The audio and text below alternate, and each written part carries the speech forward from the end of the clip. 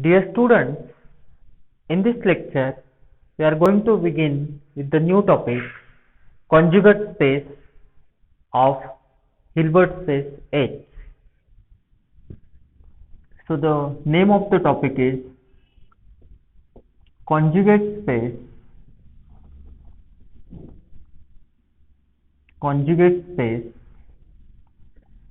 of Hilbert space H of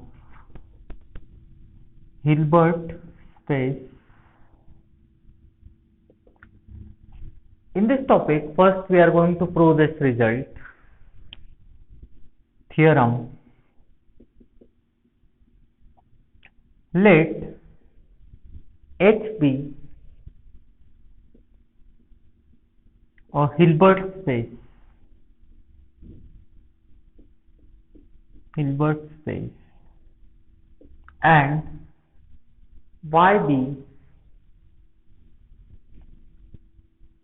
and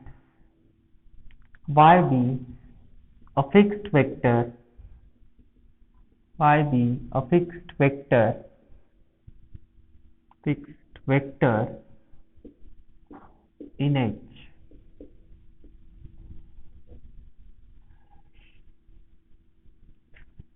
The function fy defined from H to C defined by fyx is equal to inner product of x and y is linear and its norm is norm of y. Its norm of fy equals to norm of y. Note that it is function from Hilbert space H to the set C of complex numbers. So we may say it is functional. What are functionals?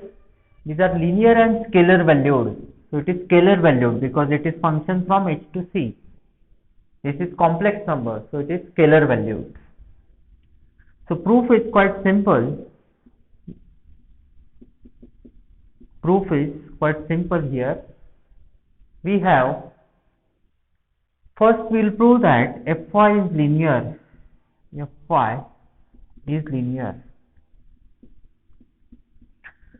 So let x1, x2 belongs to H and alpha, beta be scalars. Then we have fy of alpha x1 plus beta x2 equals to inner product of this, replace x by alpha x1 plus beta x2 y, that equals to alpha times inner product of x1 and y plus beta times inner product of x2 and y. By using properties of inner product, we know this simplification. So that is nothing but alpha times fy of x1 plus beta of fy of x2. So this proves that fy is linear. In second property, we will prove that norm of fy is equal to norm of y. Norm of fy is equal to norm of y. So to prove this, fy is linear, I missed an important fact, bounded, and norm of fy is equal to y. So secondly, we are going to prove that fy is bounded or continuous. Fy is bounded, that is, it is bounded or continuous. This also we should prove. So for this follows from the fact that this follows from the fact that norm of f(x) is equals to modulus of this complex number x pi. This is less equal to norm y into norm x by CVS inequality, which we have proved. We know that this always holds, or Cauchy-Schwarz inequality I may say, which we are using. So is less equal to norm y into norm x. This is constant because it is fixed vector. So it is something similar to k times norm x, where k is constant. So norm of f(x) is less equal to k times norm x, where k is equal to s. And hence, by definition of bounded or continuous function, we get that fy is bounded. The third property which we are going to prove is this. In third property, we will prove that norm of fy is equal to norm of y.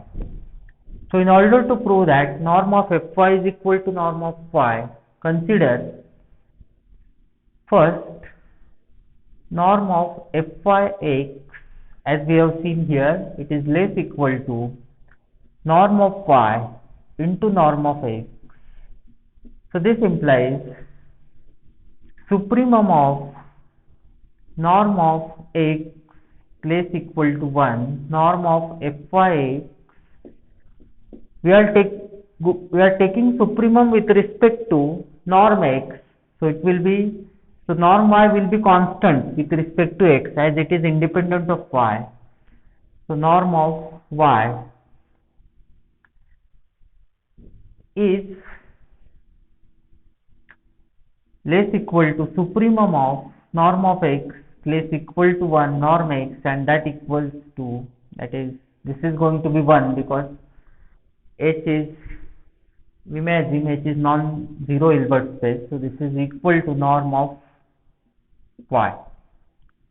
So thus, but this is nothing but, by definition, what is norm of fy? By definition, this is nothing but norm of fy. So I could write this as norm of fy is less equal to norm of y. This is first part. Note that the proof is trivial. If y is equal to 0, then proof is trivial. Then the result clearly holds. If y is non-zero, then we have to prove it. So we may assume that y is non-zero.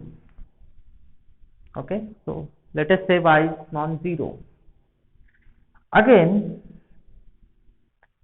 as norm of this vector y upon norm y is equal to 1, we have the fact that norm of fy, it is supremum of this set. So it is going to be equal to x, I am taking as y upon norm y in this case. So it is clearly greater equal to norm of fy upon y of norm y. And if you calculate this by using linearity, we will get that this is nothing but equal to 1 upon norm y into inner product of y and y. So that equals to norm y square. So that equals to norm y. That is norm of fy.